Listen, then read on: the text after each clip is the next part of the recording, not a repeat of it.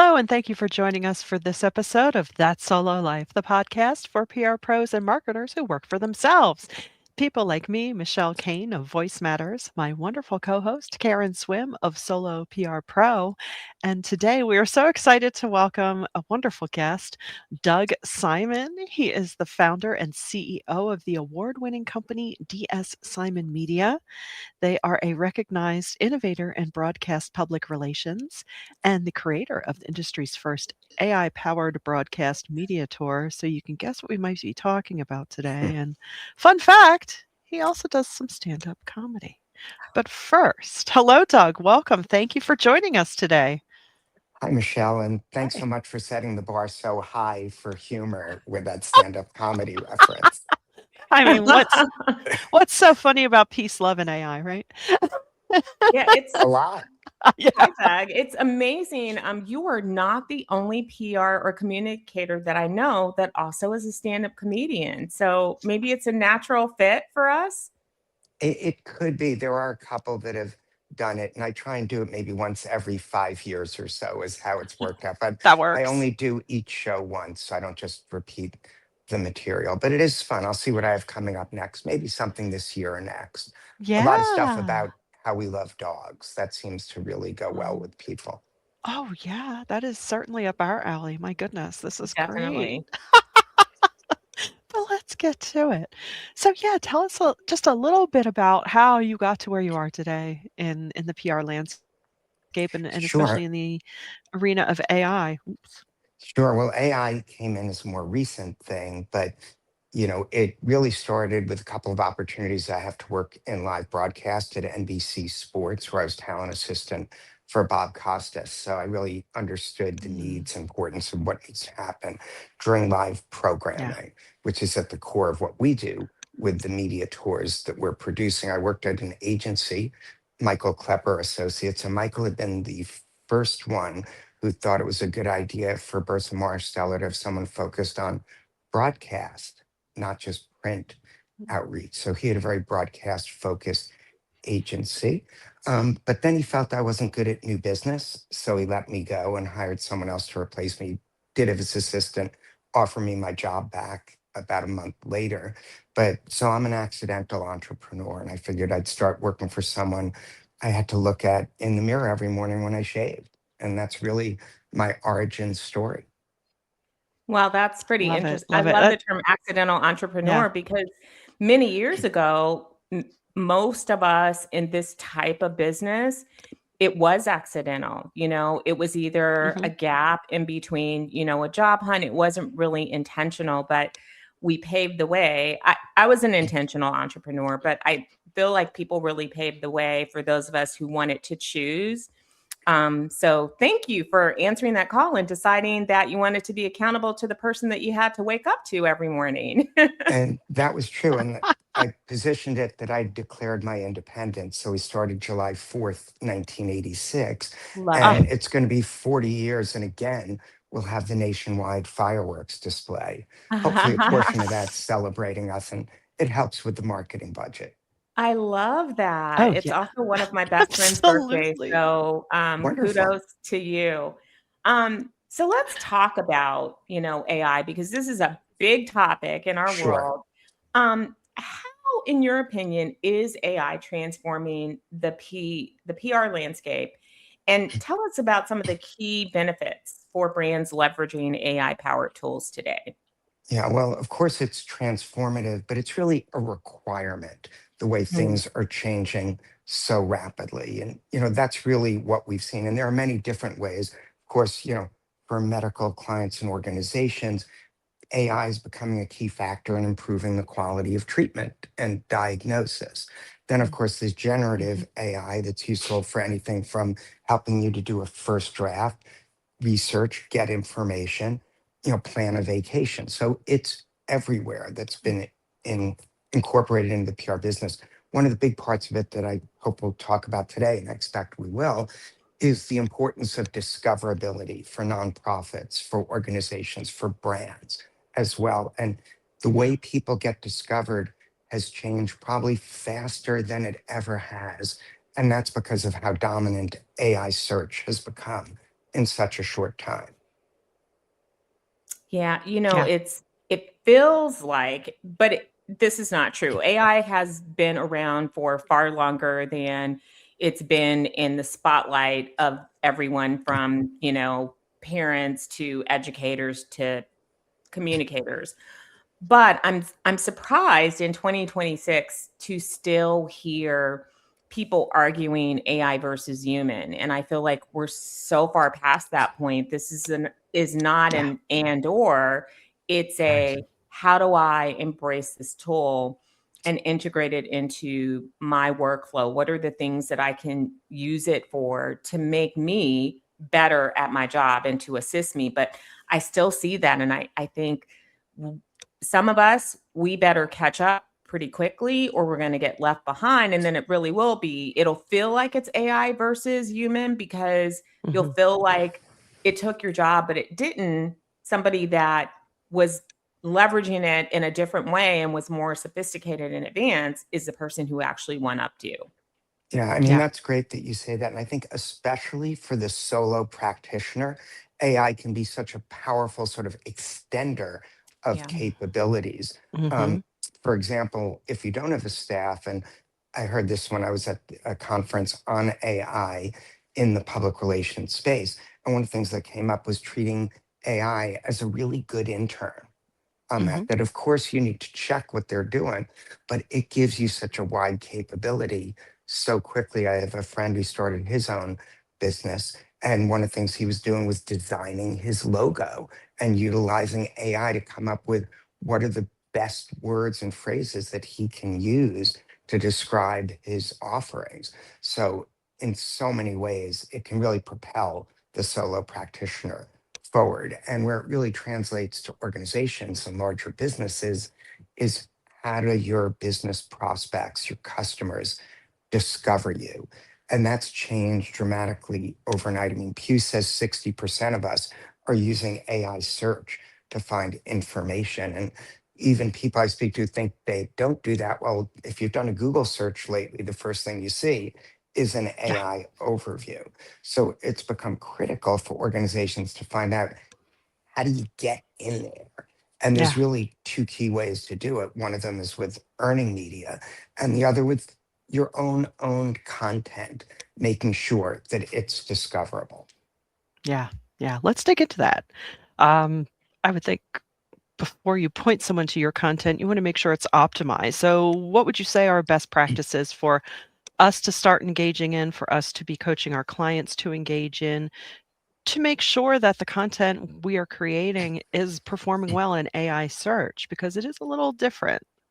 Yeah. Hmm. The key is, and this hasn't really changed, it's, how do you find out what your customers, what your prospects are asking? Yeah. What are the questions they have? And, a few years ago, we said, what are their pain points? What do they need to know? What's their Exactly. experience? And, smart people could sit in a room and brainstorm. And, for us, we would have our media team. Hey, what are the producers interested in? How can we phrase this in something that'll work? How can we make it more local? All of those holds true. But what the AI platforms have done is create an opportunity to make that information more findable for you, so you can really exactly make sure you're answering the questions that are the most common ones that are being asked, that are relevant to your organization and your brand. Do you want an example of that? Yes, We do, of please. You course. betcha. Great. We recently did a media tour campaign for the Fragrance Foundation. And I can say, in all the years of the company, our studio has never smelled this good.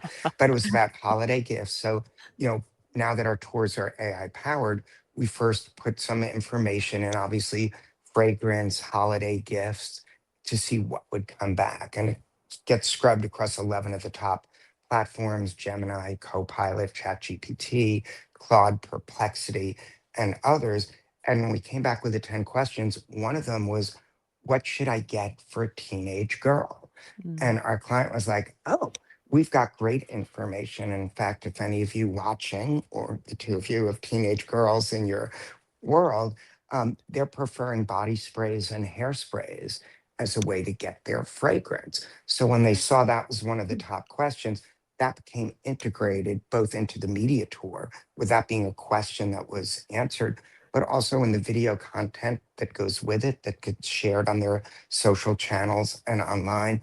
One of the questions was simply, what do I get for a teenage girl in this area? And they had the Mm. answer, and now their brand is associated with search for this information on across multiple platforms. And it also encourages the stations to post their content that's specific to this information. Because I'd mentioned, we've discussed, our recent producers survey that's not quite Yeah. done yet, but we have some preliminary data from that. We'd love to hear about that. Was research into TV producers around AI. So share with us some of the findings. Sure. Well, there are four key points that related to AI. 43% of producers are using AI to generate story ideas. So that means if your organization is findable through AI, you're more likely to get broadcast coverage. So that's critical to be there. This is obvious. 90 plus percent were posting content to their website, 90 plus percent posting it to social media, 87% were posting it to YouTube. Excuse me. 67% are optimizing their content to be found. And by a 62 to 38% ratio, they're more likely to run a story if it's optimized for AI. So that's becoming a huge part of the equation. That Definitely. that's really interesting, and I Yeah. think those stats are something that we need to take to heart because search really has always been big in the media business for a long time, but this is a different iteration of it. This is, a next level, a deeper level of it that we're seeing them use, and it makes sense because Right. like a lot of solos, they're dealing with fewer resources, having to cover more. They want to make sure that they get the visibility. And so we can supply that information in a way that's findable that helps them and makes our stories more attractive. And I think that this is so important. In the past, solo practitioners have known about, SEO and search, and we've known enough to integrate into our job. But I think that it's really important to master this new generation of search. Doesn't mean that we have to be experts. There are experts in this field, but we need to know and understand that and be using those strategies in our everything that we write. Yeah. It's Definitely. must. I mean, both of you have been nailing it through the whole discussion, but it's so critical to be doing that. If you're going to truly help your clients, you can't just put this discoverability issue aside, and you have to really be participating and doing things yourself to understand it better so you can truly help your clients. And one of the things, and this is something I learned when I was starting out in business as a solo practitioner. um, you need partners, you need resources so you can position yourself as a much larger organization or more capable and Mhm. versatile organization to what you do. And obviously, for those starting out, who are people you can depend on and rely on for feedback? Because sometimes Yeah. that can be difficult for a person who's a solo practitioner. So I encourage people to engage. And the other thing that I frequently advise people to do is put something together that your customers can just say yes to. And you Mhm. don't have to have a huge discussion. If you can really define what your core offering is and share it and make it available, you can find, hey, client, you're not right for me, but I wish you well. Or, oh, this is spot on. We can Mhm. really help you. And that can help you grow tremendously by just making it easy for people to say yes. Yeah. I, Yeah. I mean, it's funny. I can't imagine doing my job with AI. I really can't. There's so many things that I use it for. It's just part of Mm. my daily workflow that I don't think I could do this job in 2026 in these Right. days, because Right. it's the same job, but it's not the same job that it was 10 years ago. Well, Yeah. and the great thing is, because what are we talking about this whole time is we're still talking about good content. Yes. It's how are we, as you say, packaging, how are we using the content in a different way? Because we're still proving we're showing our clients in their best, most functional, here's why you need to do business with them light, but I hate to use the word engineering, but we are just making sure that it's presented in a way that they can be found, because that's what it all comes down to, getting found, Right. getting trusted, Yeah. and then getting down to business. So this is Yeah. incredible information. And talk to us a little bit about how that, storytelling and credibility, how that still weaves in. It still matters very much. Sure. I mean, a lot of what we do and all of us do is share information and reach people that maybe if they hadn't gotten that information wouldn't have done what you're hoping they will do, maybe Right. support a cause or purchase a product or better their own health environment, but really sort of getting Mm, into what people are consuming to make them change behavior in some way. And obviously, hopefully that's in an ethical light that we're all doing it. So the tools we've used have changed. I gave the example early on, my previous boss at his company, no one was trying to pitch broadcast television because it wasn't even thought of. Of course, the technology for mm, how people receive information is changing so dramatically, that you have to adjust with that time, as is the ability to really understand how your product can benefit or address the questions that people have. And the better we all are in doing that, the better the results are going to be for our clients. And Yeah. it's impossible to do that now without utilizing some of these AI tools and platforms to yeah. not only ask it questions, but to really get an understanding of the population. Yeah, uh, w- I love that AI is validating what we've been saying for years to clients, to not jargon, not talk at people, talk to people, use stories, be human. And it's so hilarious to me that it took artificial intelligence to have people really get that you need to be a human. Like, who would have thunk it, you know? The Yeah. computers want you to think like a human being. They want you to answer questions that people are actually searching for. It's just so funny. But I love this. And I feel like this is a moment in PR that we have been waiting for. And we should embrace it with everything in us. And because we have the validation to show clients, like, look, people don't care about your jargon, they don't care about your marketing material, they care about what they want to hear. They want you to answer their questions. They want you to give them insights. They want you to talk like a human being. Yeah, Karen, it's so great you say that because when we were introducing the AI powered broadcast media tour and explaining it to clients, when we did a report for them based on a potential project that they were considering, and one of them was like, "Oh, I love this. It's amazing.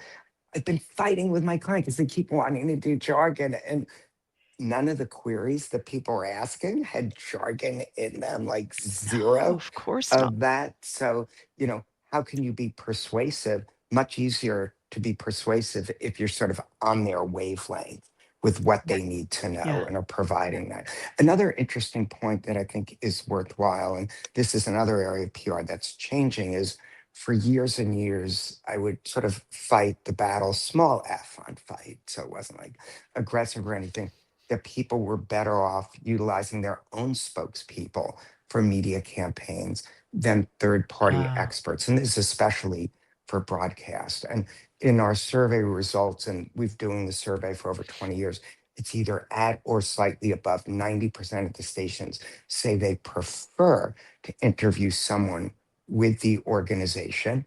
And in this age of AI, it's also a further way to tie your organization to the questions people are asking. And this year we did a quick assessment of the media tours we've done during January. And for the clients that used their own spokesperson versus an external spokesperson, they generated 18% more earned media interviews than Wow. ones that used an outside spokesperson. Don't get me wrong, influencers certainly have their place, but there's now an opportunity to turn your own people, your own, whether they're leaders or working at different levels within the organization, into influencers. That makes perfect sense because they are the subject matter experts after all.